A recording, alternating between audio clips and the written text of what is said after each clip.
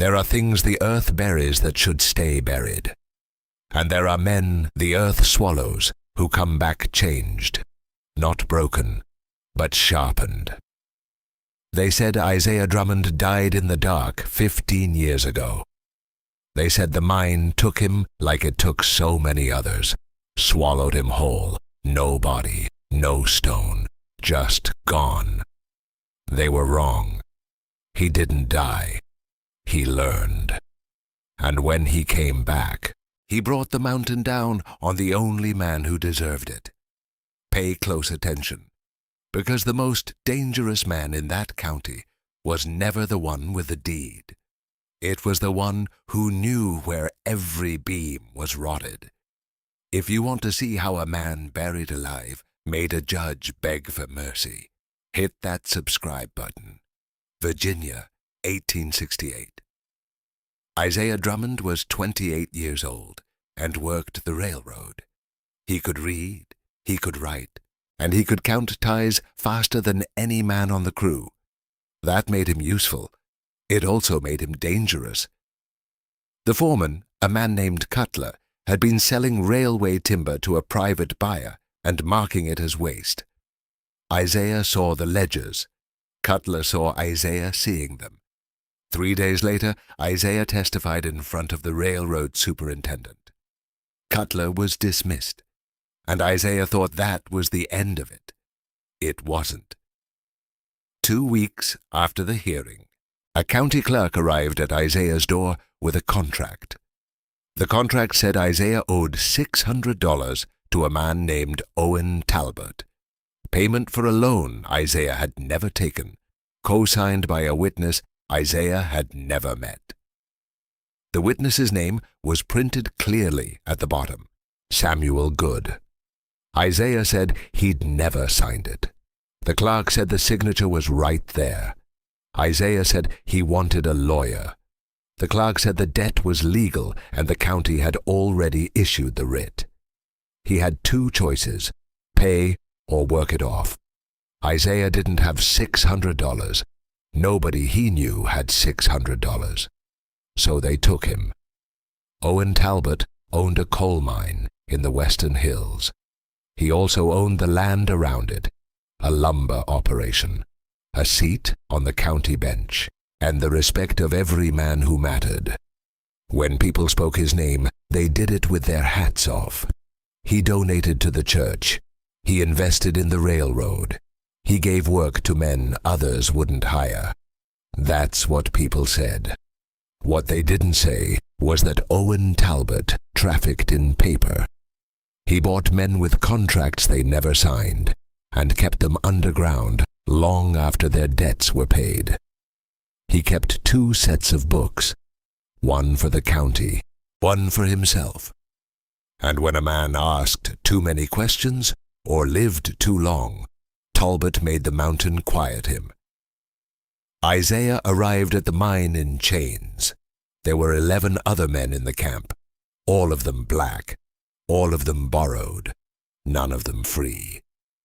The overseer handed Isaiah a pick and told him his debt would be cleared at a rate of $2 a week, minus costs for food, lodging, and equipment. At that rate, Isaiah calculated, he'd be free in 8 years. He was wrong about that too. The mine went down in levels. The first level was timber and coal, worked by hired men, white men, who got paid and went home. The second level was deeper, hotter, and darker. That's where the borrowed men worked. They slept in the tunnels. They ate in the tunnels. They died in the tunnels. Isaiah learned the rules fast. Don't talk back. Don't slow down. Don't ask when your time is up. The overseer carried a whip and a ledger, and every infraction added days to your account. A broken tool, 3 days. Slow pace, 2 days. Disrespect, a week. Isaiah kept his head down and his count private. He marked time by scratching lines into the rock where the overseer wouldn't see. 1 line per week. At the end of the first year, he had 52 lines. At the end of the second year, he had 104. At the end of the third year, the overseer saw the marks and added a month to his account for damaging company property. Isaiah stopped scratching lines, but he didn't stop counting. In the fourth year, Isaiah began to notice things.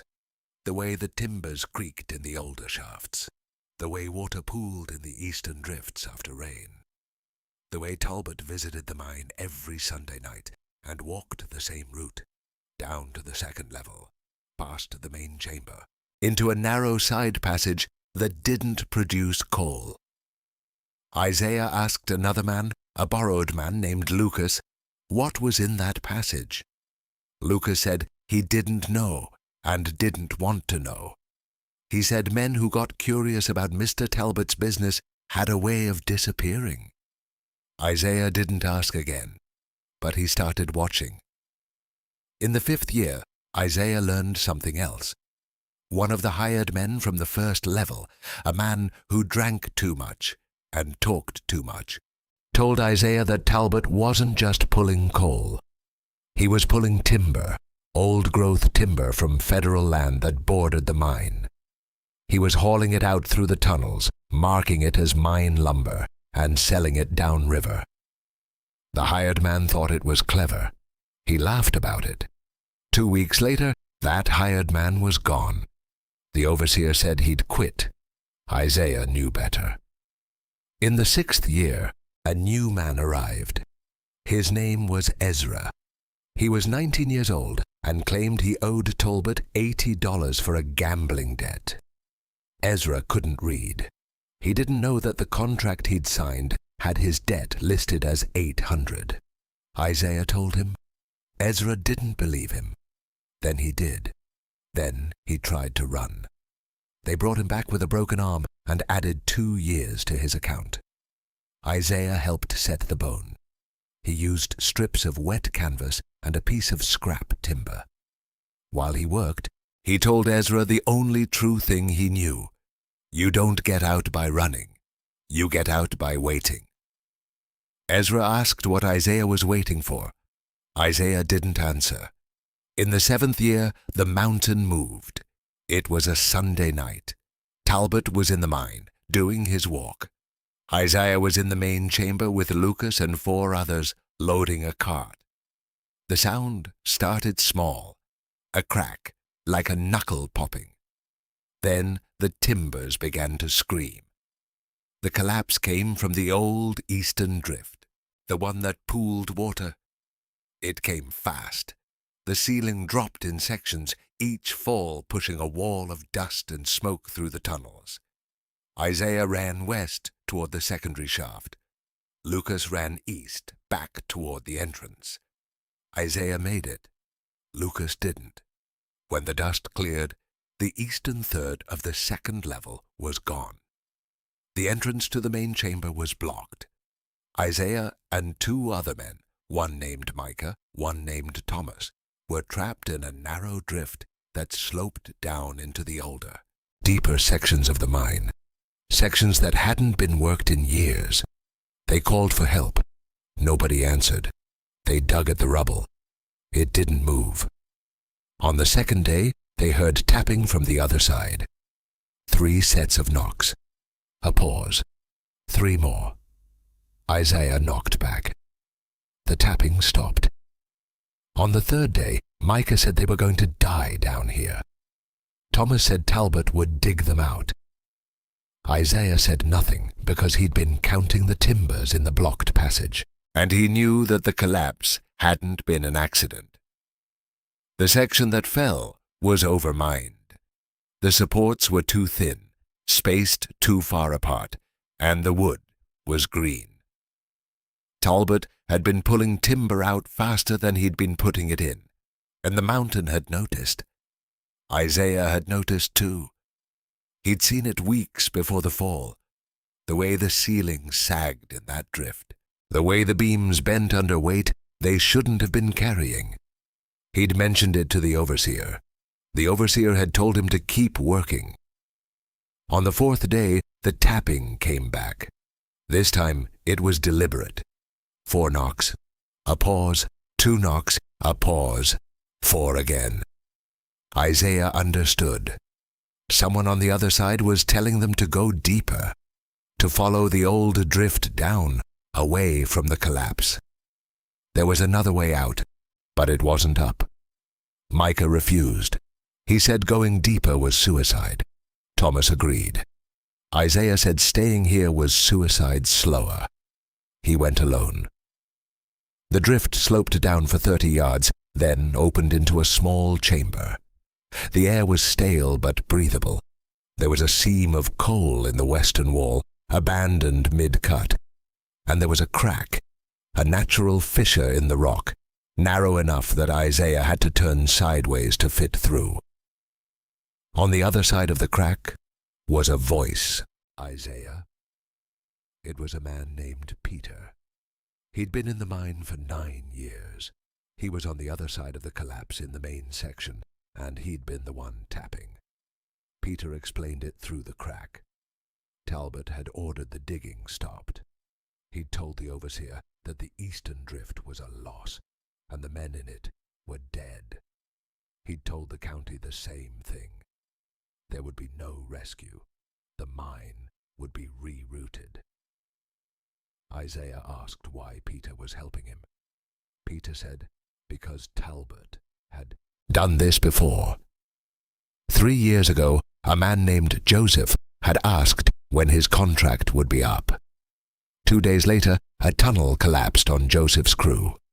4 men died. Talbot called it an accident and collected insurance. Peter said he wasn't going to let it happen again. Not if he could stop it. For the next 8 years, Isaiah Drummond lived in the dark. Peter and 2 others kept him alive. They passed food through the crack, hardtack, strips of dried meat, water in a tin cup. They passed news. They passed hope, when there was any. Isaiah stayed in the abandoned chamber. He couldn't go back up. Micah and Thomas had eventually tried to dig their way out and triggered a second fall that sealed the drift completely. He couldn't go forward. The fissure led to the active mine, and if Talbot found out he was alive, he'd finish the job. So Isaiah learned the mountain. He memorized every tunnel in the old section. He learned which timbers were sound and which were rotted. He learned where the air moved and where it sat dead. He learned the slow language of stone, the way it groaned before it shifted, the way it whispered before it broke. He carved marks into the walls, not lines this time, numbers, measurements, weight calculations. He studied the structure of the mine the way other men studied scripture. And he waited. The problem with Owen Talbot was simple. He believed the mine belonged to him. He owned the deed. He owned the county records. He owned the sheriff and the night watchman and the Sunday preacher who called him a pillar of the community. He owned the contracts that brought men down into the dark and the silence that kept them there. But he didn't own the stone. Isaiah understood this by year 9. The mountain had its own rules. It didn't care about deeds or signatures or the lies men told themselves in the light. It only cared about weight and pressure and time. And Isaiah had plenty of time. He watched from the dark mouth of the abandoned drift as Talbot made his Sunday inspections. Always the same route. Always the same iron lockbox tucked under one arm. Always the same 2 guards trailing behind with lanterns. Talbot would stop at the main junction, run his hand along the support beams, check the tool count, unlock the box, and compare something inside against the timber markers on the walls. Then he'd lock it again and move deeper. Isaiah noticed everything. The way Talbot's eyes skipped over the older sections. The way he never checked the secondary supports, only the primary columns that held the active shafts. The way he walked, faster near the western wall where the rock was softer and the air tasted like clay. That western wall was the lie. Isaiah had traced it in year 10, followed the seam of disturbed stone from the main shaft down into a gallery that didn't match the county survey maps Silas had once described. The timbers there were fresh, new wood, recent cuts, but the tunnel itself was old. Someone had reopened it. Someone was pulling something out, not coal. Isaiah found the stumps in year 11, hidden in a false drift that branched off the gallery.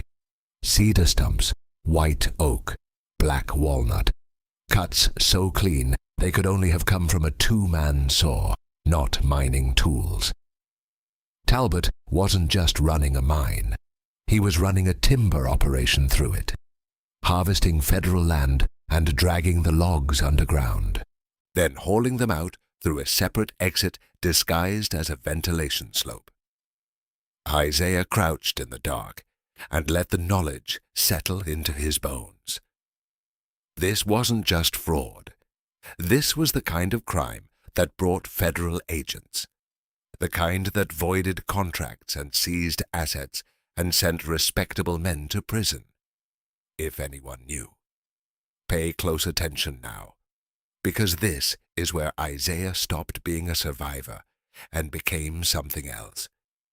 He started small, moved a timber brace in the western gallery, just an inch, just enough to shift the load onto the beam behind it. That beam was already cracked. Isaiah had watched it split a little more each year, the way ice splits rock. He loosened the iron pins that held the support columns in the main junction. Not enough to fail, just enough to make them sing when weight shifted above. He carved measurements into the base of every primary beam in the active section. Angles, depth, grain direction, the mathematics of collapse. He was building a map, not of the mine as it was, but of the mine as it would be when he was done with it. In year 13, another man arrived in the lower shafts. Young, 20, maybe 22. Broad shoulders and a scarred jaw, and eyes that had already seen too much. The guards shoved him into the common sleeping drift and chained his ankle to the same iron loop that had held Isaiah years before. The young man's name was Ezra. Isaiah watched him for 3 days before speaking. Watched him test the chain. Watched him count the other men in the dark.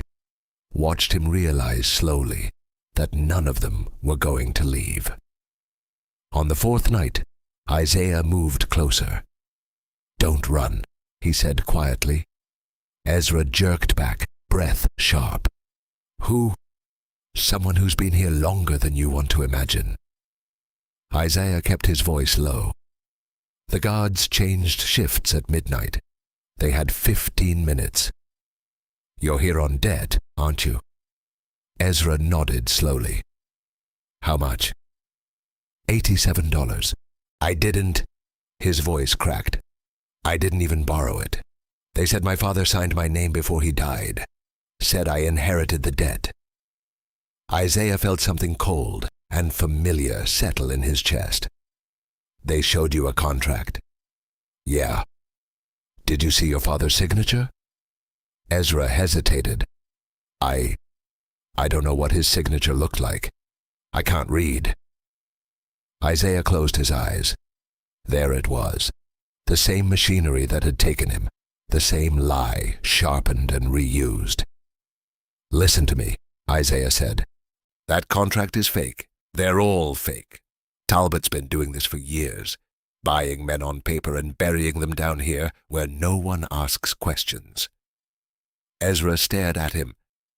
"How do you know?" "Because I'm one of them." Isaiah leaned forward until the dim lamplight caught his face. "My name is Isaiah Drummond. I've been in this mine for 15 years, and I know how to prove every word I just said." Ezra's breathing quickened. "Prove it how?" There's a place in the old Western Drift, a false wall behind a rockfall. Your chain is long enough to reach it if you move at night. Behind that wall, there are papers, contracts, receipts, transfer orders. My brother hid them there 8 years ago when he worked his way into the county clerk's office. Your brother, Silas Drummond, he's been looking for a way to break this open since the day they took me. But he needed someone on the inside, someone who could get word out when the time came. Isaiah met Ezra's eyes. I need you to do something for me. Ezra swallowed hard. What? There's a night guard named Penn, older man, walks with a limp. He's the only one who doesn't carry a gun. When he comes through on Thursday, you tell him you need to send a message to the county clerk. You tell him it's about a will, a dead man's will. You tell him the name is Drummond. That's it? That's it. Silas will know what it means. Ezra looked down at the chain around his ankle, then back at Isaiah. What happens if I do this? Then we stop being ghosts, Isaiah said, and we make the man who put us here answer for it. Ezra was quiet for a long time. Then he nodded. Thursday, he whispered. Isaiah moved back into the dark. The message went out on Thursday night. By Sunday, Silas had sent a reply through Penn, a single folded paper small enough to hide in a boot sole. Isaiah read it by the light of a stolen lamp. Federal land agent arriving county seat Monday week. Timber survey ordered. Talbot does not know yet. Isaiah's hands were shaking as he folded the paper again. 1 week. He had 1 week to finish what he'd started. 1 week to turn 15. Years of watching and waiting into a single perfect moment of collapse. Not the mountain's collapse. Talbot's. He had 1 week to finish what he'd started. 1 week to turn 15 years of watching and waiting into a single perfect moment of collapse. Not the mountain's collapse.